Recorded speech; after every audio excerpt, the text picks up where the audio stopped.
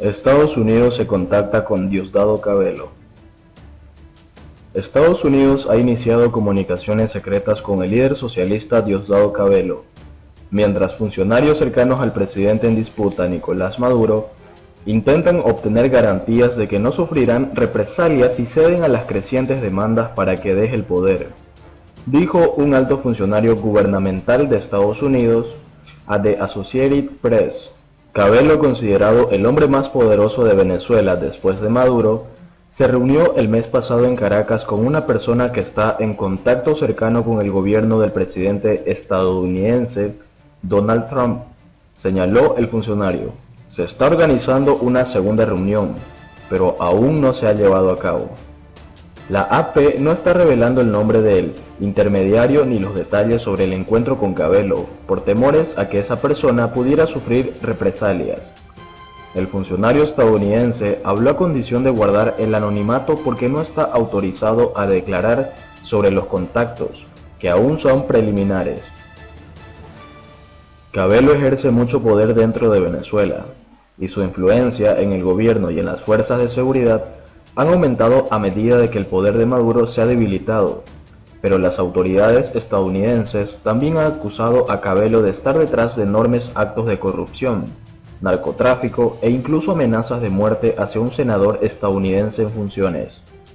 El funcionario estadounidense dijo que bajo ninguna circunstancia Washington intenta promover a Cabello ni facilitar el camino para que sustituya a Maduro. En lugar de eso, la meta del contacto es incrementar la presión sobre el régimen al contribuir con la lucha de que Estados Unidos cree está ocurriendo tras bambalinas entre círculos de poder rivales dentro del poder gobernante.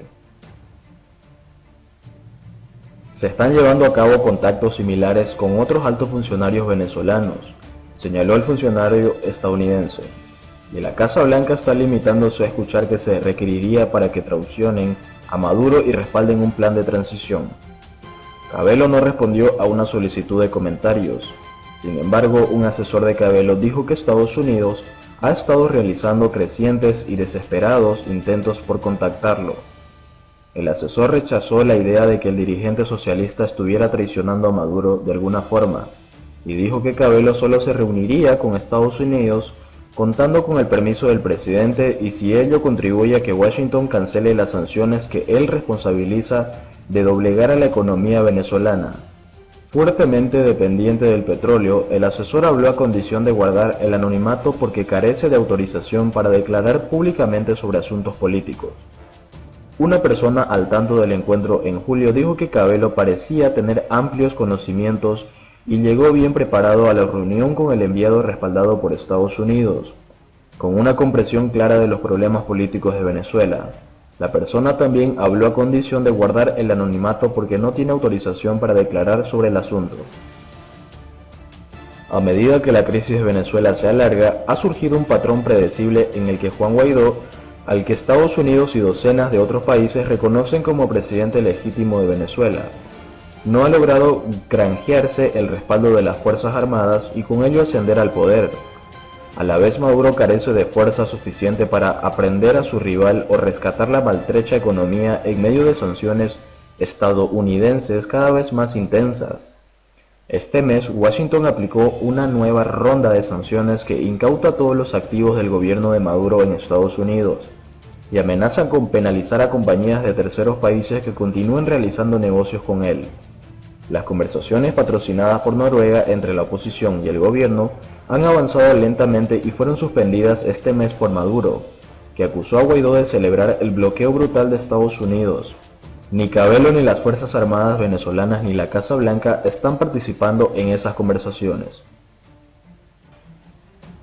Maduro es la versión más putrefacta del chavismo.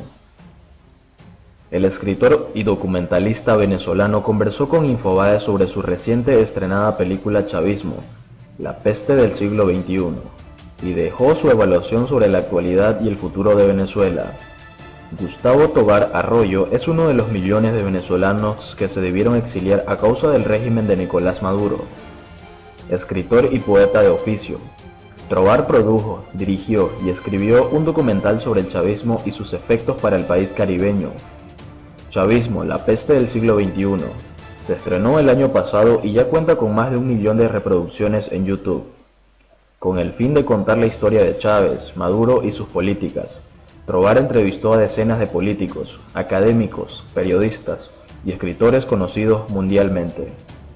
El documental contó con la participación de figuras venezolanas mundialmente conocidas como el economista Ricardo Hausmann, el consultor político Rendón, la abogada de DDH Tamara Tsuju, la activista y ex diputada María Corina Machado y el periodista Miguel Enrique Otero de El Nacional, entre otros.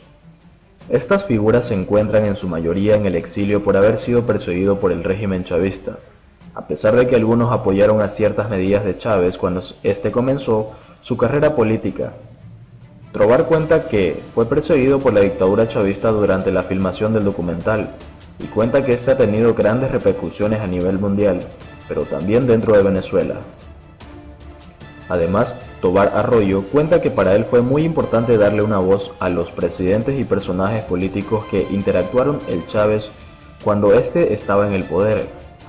En el largometraje participan los expresidentes Vicente Fox y Felipe Calderón de México, Óscar Arias de Costa Rica, que además ganó el Premio Nobel de la Paz en 1987, Andrés Pastrana de Colombia, José María Aznar de España. Cada uno cuenta su opinión personal de Chávez y el régimen que dejó en Venezuela, todas mayormente críticas. El documental fue creado para exponer el desastre trágico y criminal que dejó el chavismo en Venezuela. El documentalista explicó que no busca lucrarse por el documental, por lo que carece de derechos de autor y permite la reproducción libre de este y abre la posibilidad de compartirlo en todas las páginas de internet y cuentas de YouTube.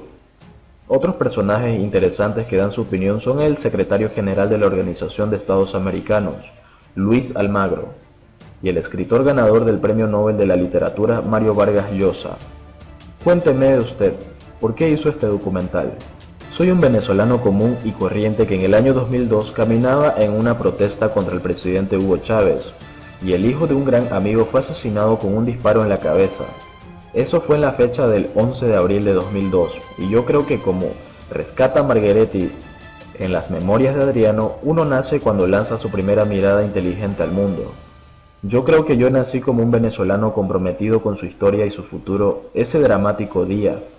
Yo soy poeta, ahora soy documentalista y básicamente lo que he intentado a través de mis escritos, de mis críticas y de mi activismo es dejar una huella de sensibilidad y conciencia sobre el horror histórico e inédito que está viviendo Venezuela a raíz del comunismo y de esto que yo llamo la peste chavista.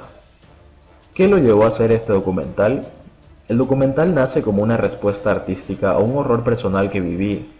Yo tengo una fundación que enseña derechos humanos y activismo no violento con el jefe de Gandhi y Luther King en Venezuela, y la directora de esa fundación fue acusada igual que yo de insurrección y de conspiración y de todas esas barbaridades de que manera tan irresponsable y criminal el chavismo acusa a sus disidentes, a sus opositores. Las fuerzas criminales de la policía política en Venezuela la persiguieron para encarcelarla y la persecución. Persiguieron también a su hijo. Su hijo andaba en moto y un día, ante el acorralamiento de esta policía, él perdió el control de la moto y tuvo un accidente y murió. Ante ese horror y esa tristeza yo pensé profundamente cómo responder a ese daño, a este crimen que seguramente iba a quedar impune, no solo frente a la actualidad del momento, pero sino también ante futura generación, y pensé en hacer un documental que no solo que mostrase el horror, la ruina que el chavismo nos había causado, sino el peligro que ese chavismo representaba para otras sociedades, entre ellas la argentina, la mexicana, la colombiana, porque se convirtió en un modelo criminal. Entonces el sufrimiento que me causó la muerte del hijo de una gran amiga y la directora de mi fundación fue como el origen inspirador, el parto desde el dolor hacia una idea de conciencia y sensibilidad sobre el drama venezolano. El documental nace como una respuesta artística. En 90 minutos intentamos recoger el drama de un país que ha vivido 20 años de ruina. Eso fue un proceso muy difícil, de muchísimo trabajo. Nos tomó casi 3 años completarlo y hemos tenido la sorpresa y la satisfacción de ver que ha sido visto ya por diferentes canales de YouTube. Sobrepasamos los 6 millones de visiones completas. Eso es importante destacarlo. Probablemente haya gente que la vio 2 o 3 veces, puede ser, pero tenemos más de 6 millones de vistas completas y casi 11 millones de vistas. Eso es inédito, también en un documental político histórico de América Latina. Entonces se ha dado en teatros de 27 países, en casi 70 ciudades, en universidades, en la Asamblea Nacional de Venezuela, en el Congreso de Argentina tuvo una representación.